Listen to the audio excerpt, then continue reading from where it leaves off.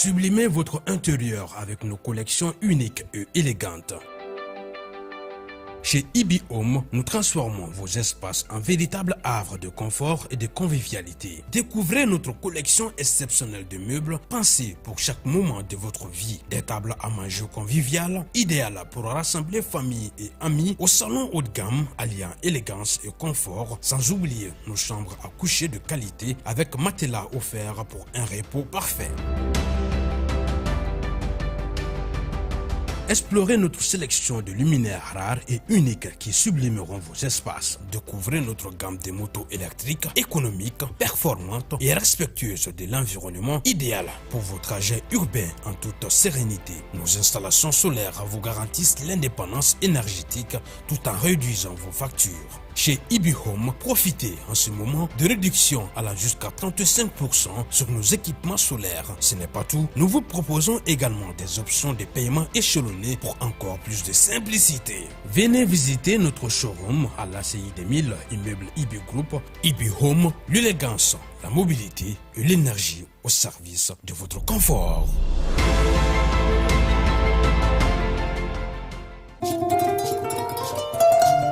Orange Mali ko kaba ka client mandi u bela jelen haklina jigi ko ka kenya ni sharia seben talewnye munu be ka lawaleya ko client kelengelena be ka kan ka numéro nina di wala sa ka numéro de téléphone la ko don au togola na be fo mako identification wa fana ko ma kelen togola numéro te se ka teme sabakan chogo shila ka daka an jambe aula wala sa bashi fo ikana usoro amba nyini anga abonné u fe munu mu ka pisu identifier folo u ka gafe nyini numéro nina be minka ku ka identification ke ka soro ma bawnola application Maxiti fait walima bololo sira fait identification.orangemali.com nao mago jora blasrali kan aye wuli kase agence Orange Mali la minka sunu aula ka farao kan amba nyinanga client fait numéro be munu bolo na ka chani sabayi u ka wuli kase agence la kata numéro saba sugandi u ka numéro chela u be fe minu ka to bolo haklina jigina identification be keni gafe munu ye olu de flenier carte nina carte biométrique sécurisée passeport ani karti amo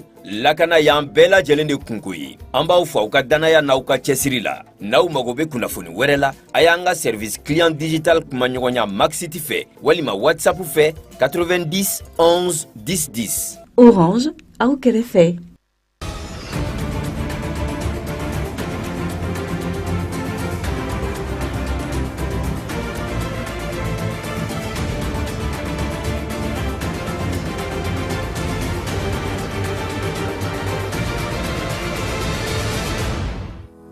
Partiton ka faranyogon kankulu initiative des partis politiques ale la jere badoke ninka jira ka foko yelema duni partiton uluka charti la kulu felate gawya ira ka foko Mali alini Algérie kulu ka kile flaina fonyogon ko kube jamana famaw ko kosobe Kan Maroc I17 2025 ale be ka se a kuncɛyɔrɔ la kununko demi-finale la Mali ale Burkina dashi ninga aka final tani o sɛbɛntiya Kajatu Bagayogo ale bena caman ɲɛfɔ an ye o ɲɔgɔn kunbɛn kan Ni ka barakɛta bɛnna hijanɲɛ baara ma a bɛ bɔ baara la ni k'a kɛ I ɲɛnajɛ fɛn ye Advance TV la anw diyaɲɛ ko dɔ ye aw kunnafoni ko ɲuman ye a ye ko ɲuman kɛ anw sugandili la ka aw kunnafoniya a ye aw bisimila bi araba ale don kunnafoniyaw kɛnɛ kan I n'a fɔ an y'a fɔ aw ɲɛna cogoya min na kunnafoni daminɛ la ka kɛɲɛ ni jamana ale ka pankurun kelenna wuli o tiɲɛni ye Algérie jamana fɛ fɛn min ye fasodenw ye olu caman ye u ka dɛmɛ jira Mali jamana ɲɛmaw olu la politikimaw olu fana ma to o ko sen fɛ kunungo avril kalo tile 15 u ye lajɛrɛba dɔ kɛ kɛrɛnkɛrɛnnenya la parti tɔn minnu bɛ fara ɲɔgɔn kan kulu kelen kɔnɔ n'o ye initiative des partis politiques ye olu ye lajɛrɛba dɔ kɛ kunnafonidilaw tɔgɔlaso la ni k'a yira Mali faamaw la k'a fɔ k'u bɛ u kɔ nka kɛnɛ kan o y'a yira k'a fɔ ko fɛn min ye yɛlɛma doni ye parti tɔn olu ka charti la k'olu fɛla tɛ Lasana Kɔnɛ ale bɛ ɲɛfɔ k'an ye jamana marabajɛkulu kɛlen kɔ ka ŋaniya ta ko u bɛ jamanadenw lamɛn politikimaw ka sarakisɛ ale yɛlɛmali ye ko ka ko nin wale in kɛra sababu ye politikimaw ka wulikajɔ olu sigi sen kan o kama barodalasigi kɛra politiki tigilamaw fɛ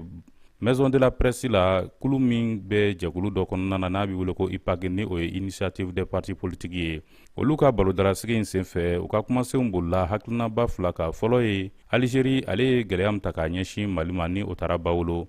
Mali ka drone ale kɔni binni na o kɔfɛ politikimaw olu ka sariya gafe be ni o ye charte des partis politiques ye bayɛlɛmali mun kan ka kɛ o la kɔrɔfɔw bolila o kan. An ko an b'a ɲini fana yɔrɔ kɛrɛnkɛrɛnnen minnu bɛ yen diɲɛ fɛ ko ni jamana fila fɔra ɲɔgɔn kɔ u bɛ taa kuma fɔ ye an ka taa ye sariya kɔnɔ Mali ka jo ka sagi an ma diɲɛ ka mɛn ko Algérie jo t'a la wa u y'an ka fɛn min tiɲɛ u k'a sara ko wele kɛra jamanadenw ma parti ko la partout ka marako la u ka n'u hakilila fɔ an ko fɛn fɛn ye ka kan bɔ malidenw ma an bi tɛgɛrɛ fɔ kun mana para nka an ma fɛn fɔlɔ min faamuya mun na décembre kalo la ministre électricité partout ma aw ye aw hakilila di ne ma ka pan force vive kunna filanan ye min ye n'an ma o faamuya a fɔra ko force vive bi wele ka na ko min fɔ u wele la ka ban u kumana aw ko k'u kana tuguni ka segin a kuma kelen kan o kuma u ye fɛn dɔ de fɔ min ma bɛn aw ma wa taara u fɛ ka fɛn dɔ don da u k'o fɔ. Ka kɛɲɛ ni gouvernement ka ni danganiya tali ye k'a fɔ jamanadenw bena taa ɲiningali mun kɛ yɛrɛmarakafo kɔnɔna na ko politikimaw ni yɔrɔ ye maa 2 dama pe o maa lamɛntaw la maa 22 politikimaw ye u ka nisɔngoya sɛbɛkɔrɔ yira o hukumu kɔnɔna na. An ko kuma na fili minnu b'a kɔnɔ an ka jɛgɛ o dilan o ka ɲɛ ni sɔnma kow ma an m'a fɔ an b'a boycotté dɛ an ko de ko an bolo bɔra la an gɛnna parti kɔni tɛ taa ni min taara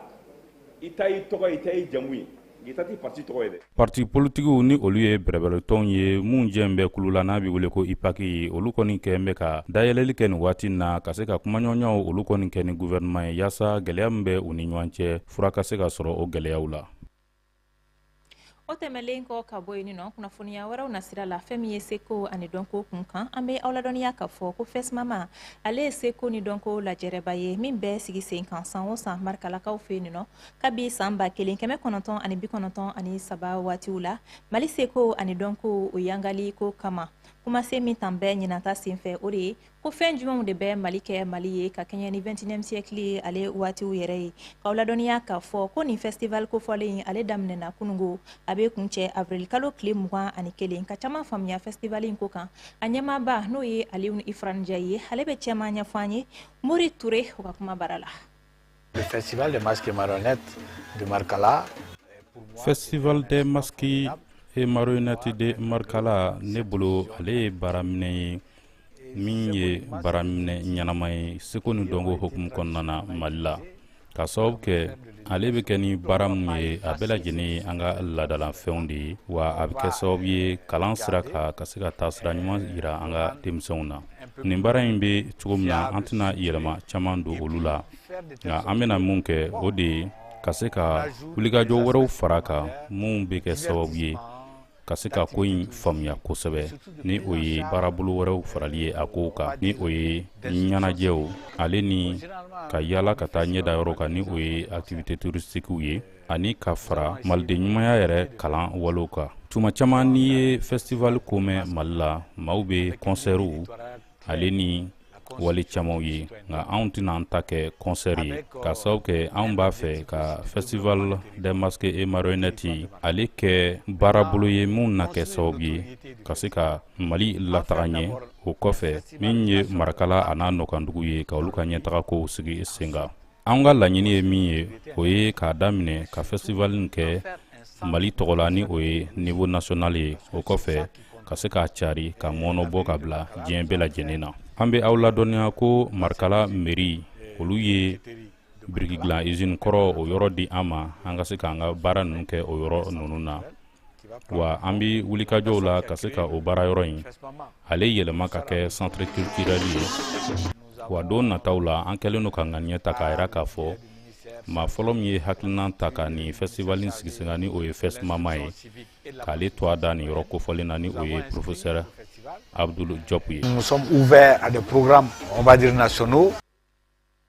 Ali bi seko ani donko kunkan femiya no ye festival de musique ye ale fana daminɛna kunungo Côte d'Ivoire kaw fe yen nɔ ni festival in tako 17 ale bilala okumu min kɔnɔna la o de ye fasoden ɲumanya ani lakana sirabaw kan Mori Touré ale tun bɛ lajɛrɛ in o kɛnɛ kan a ye fɛn minnu sɔrɔ Aïcha Kida ale b'o ɲɛfɔ an ye bamanankan na Femuya n'o ye anumabɔ duguw ka dɔnkilida ɲɛnajɛ ye o ye Ivoire jamana ka ladalakow jiratogo dɔ ye nga o dɔrɔn tɛ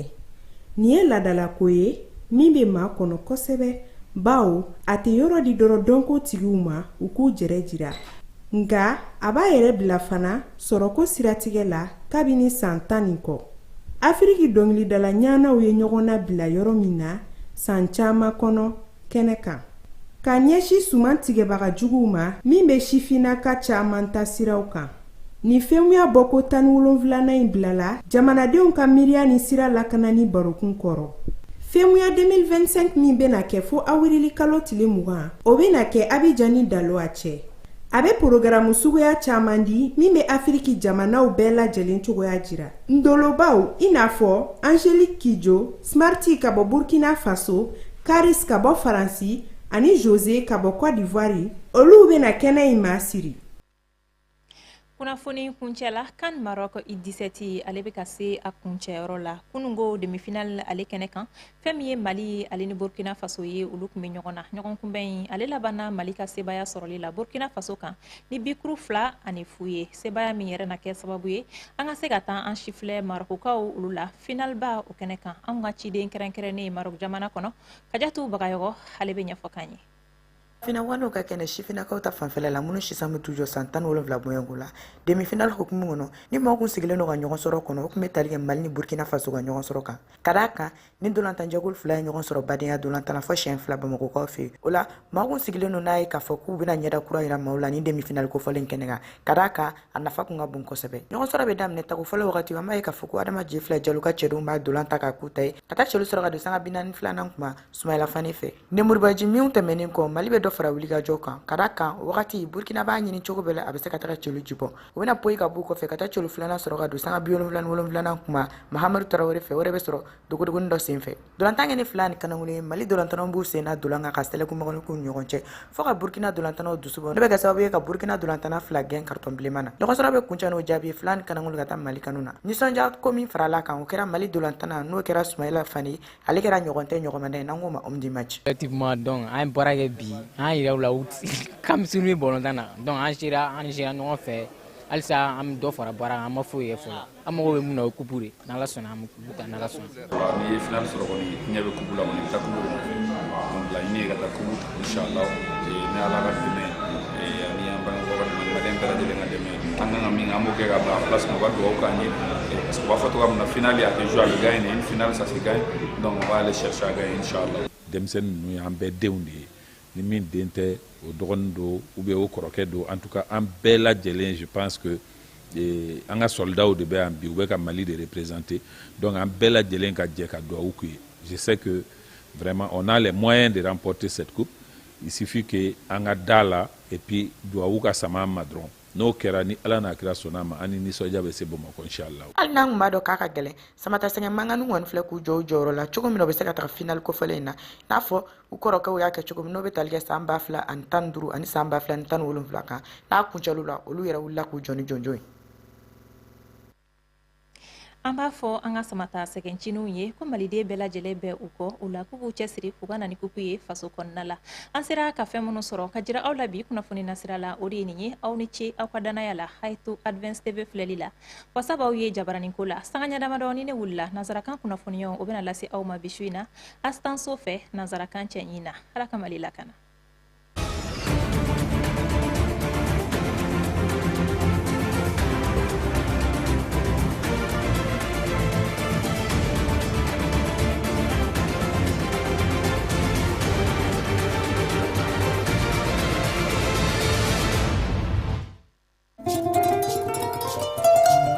Orange Mali ko k'a b'a ka client mandiw bɛɛ lajɛlen hakilina jigi ko ka kɛɲɛ ni sariya sɛbɛn talenw ye minnu bɛ ka lawaleya ko client kelenkelenna bɛɛ ka kan k'a ka nimero nina di walasa k'aw ka nimero de téléphone lakodɔn aw tɔgɔ la n'a bɛ f'o ma ko identification wa fana ko maa kelen tɔgɔla nimero tɛ se ka tɛmɛ 3 kan cogo si la ka da kan an janbe aw la walasa basi foyi kan'aw sɔrɔ an b'a ɲini an ka abonnew fɛ minnu m'u ka pisiw identifiye fɔlɔ u ka gafe ɲini nimero ni na bɛ min kan k'u ka identification kɛ ka sɔrɔ u ma bɔ u nɔ la application Maxiti fɛ walima bɔlɔlɔ sira fɛ identification.orangemali.com n'aw mago jɔra bilasirali kan a ye wuli ka se agence Orange Mali la min ka surun aw la ka fara o kan an b'a ɲini an ka clientw fɛ nimero bɛ minnu bolo n'a ka ca ni 3 ye u ka wuli ka se agence la ka ta nimero 3 sugandi u ka nimerow cɛla u bɛ fɛ minnu ka to u bolo hakilina jiginna identification bɛ kɛ ni gafe minnu ye olu de filɛ nin ye carte nina carte biométrique sécurisée passeport ani carte amo lakana y'an bɛɛ lajɛlen de kunko ye an b'aw fɔ aw ka danaya n'aw ka cɛsiri la n'aw mago bɛ kunnafoni wɛrɛ la a y'an ka service client digital kumaɲɔgɔnya Maxiti fɛ walima WhatsApp fɛ 90 11 10 10 Orange aw kɛrɛfɛ. Sublimez votre intérieur avec nos collections uniques et élégantes. Chez Ibi Home, nous transformons vos espaces en véritables havres de confort et de convivialité. Découvrez notre collection exceptionnelle de meubles pensés pour chaque moment de votre vie. Des tables à manger conviviales, idéales pour rassembler famille et amis au salon haut de gamme, alliant élégance et confort, sans oublier nos chambres à coucher de qualité avec matelas offerts pour un repos parfait. Explorez notre sélection de luminaires rares et uniques qui sublimeront vos espaces. Découvrez notre gamme de motos électriques, économiques, performantes et respectueuses de l'environnement, idéales pour vos trajets urbains en toute sérénité. Nos installations solaires vous garantissent l'indépendance énergétique tout en réduisant vos factures. Chez Ibi Home, profitez en ce moment de réductions allant jusqu'à 35% sur nos équipements solaires. Ce n'est pas tout, nous vous proposons également des options de paiement échelonnées pour encore plus de simplicité. Venez visiter notre showroom à l'ACI 2000, immeuble Ibi Group. Ibi Home, l'élégance, la mobilité et l'énergie au service de votre confort.